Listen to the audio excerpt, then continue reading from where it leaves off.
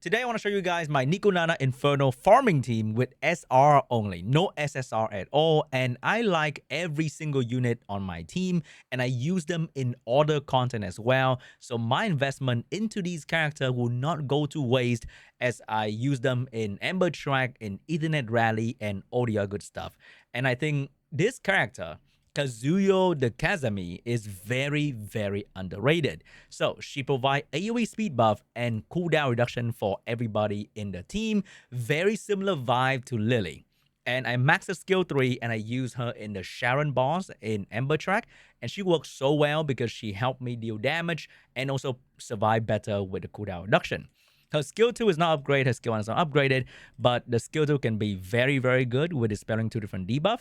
I'm using her on Swift and Tam Weave. I complete the 12 set for Tam Weave, so I get cooldown reduction. The most optimal build would be on Halloween for more cooldown reduction. Like, she will be so crazy good on Halloween, but I don't have one right now yet.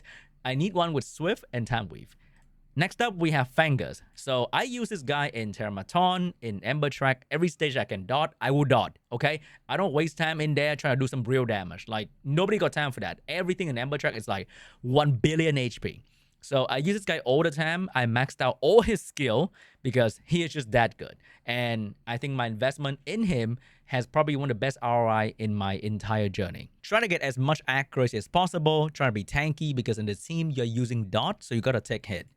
The third unit is going to be Cachi the Guard. You need this guy to be a bit faster. I think similar speed to my Fangus or plus 120 is going to be enough to outspeed the left minion so that you don't get stunned. The only reason he's here so that you don't get stunned and you don't get defense broken by the main boss. So you want to hit around 180-ish accuracy and you want to have good speed.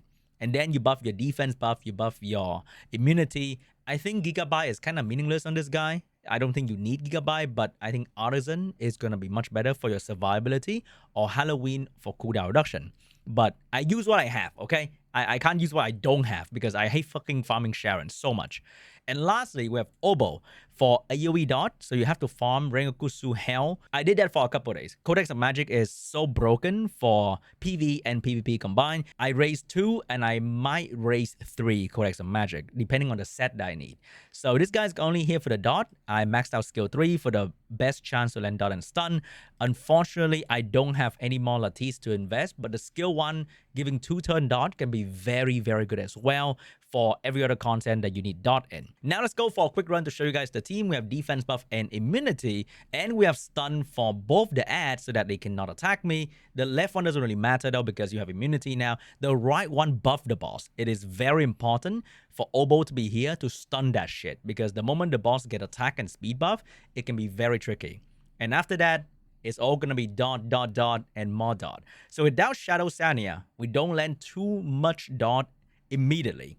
That's why I need to have Kazami in here so that I can have permanent immunity. I have speed buff, so I'm lapping the boss turn because I'm moving so often so that my unit can start moving and doing more dots on the boss, as well as keeping up the slow debuff on the entire enemy team. And with Tam Weave, sometimes I can get a very lucky extra speed buff, and then we get more cooldown reduction. We get crazy amount of dot on the boss, and as long as the ads don't take their turn, it's very simple. Unfortunately, sometimes they will take their turn. You will get resisted. Doesn't matter how much accuracy you put. They will not be stunned, and then there's going to be buff on the boss. But Obol and Kazami can both strip, which means if you have even more skill up investment in them, they can take care of the boss buff very easily.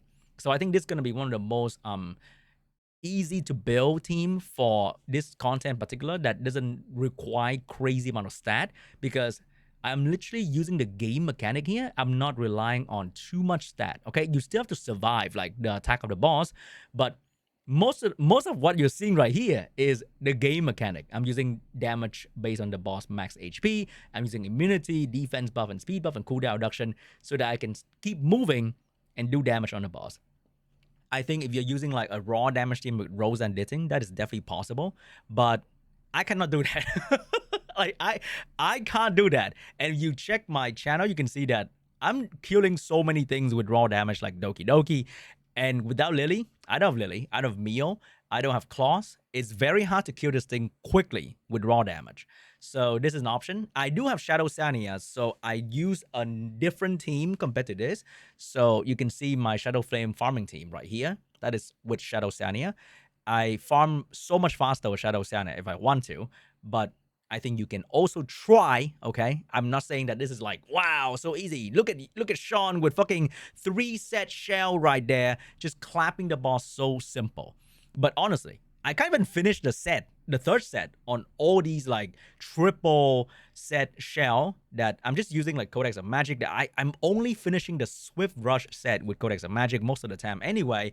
And the important thing is trying to get your hands on a bit of Doki Doki farming, get a bit of speed going on your gear. If you see my actual substat, they're all pretty garbage anyway. I think farming shell is so invaluable for everyone progression because the majority of my speed came from the raw stat of the shell and the substat of the passive effect. So that's where most of my unit speed came from. It's not really the substat of the gear. It's from the set bonuses and also the passive effect. Oh shit, am I losing? Shit, I might be losing here. We might be losing here. Oh, you know what? I think we might be okay. Because Shadow Sania is pretty crazy. But yeah, pretty much most of my speed is from the shell, and farm shell is just the way to progress in the game. If you're stuck, farm more shell.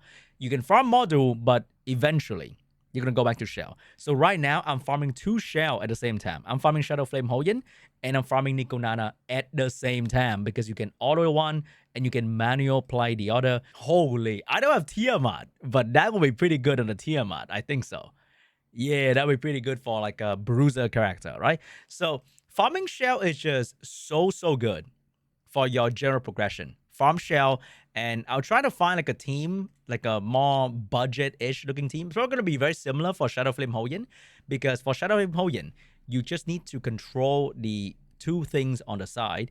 But without Shadow Sania, I'm not sure if I can dot and kill the boss fast enough, because this one in particular, this boss doesn't really hit that hard, and isn't revenge, right? The fucking Shadow Flame Hoyin, there's the revenge damage, there's a random cut in between with defense down. It's very scary. This boss is very tame because it doesn't hurt you too much. It doesn't move very often. There's no crazy revenge mechanic going on. So I think NICONANA is very important to be farmed a whole lot by the majority of the community, because from here you get the White Fang for your fun damage. The White Fang also have Swift and Swift Raid. So if you get a very good White Fang with very good base speed, no, passive speed, like 20 speed and White Fang with Swift and Swift Raid, you don't even need to care about the damage of the White Fang, but you get so much speed from completing just the set on the White Fang. It's going to be crazy for your speed contest in PvP in general, or just PvE as well. So I think farming NICONANA is going to return a decent amount of value for the majority of the player base, because Gigabyte is amazing. Artisan is one of the strongest support shell in the game right now. Like, farming this boss alone, you can build your entire box for everything else in the game. Is so good, guys. So good. So I hope you guys will be farming some NICONANA with his team. Let me know in the comments what question you might have, and I'll see you guys in the next one. Bye-bye.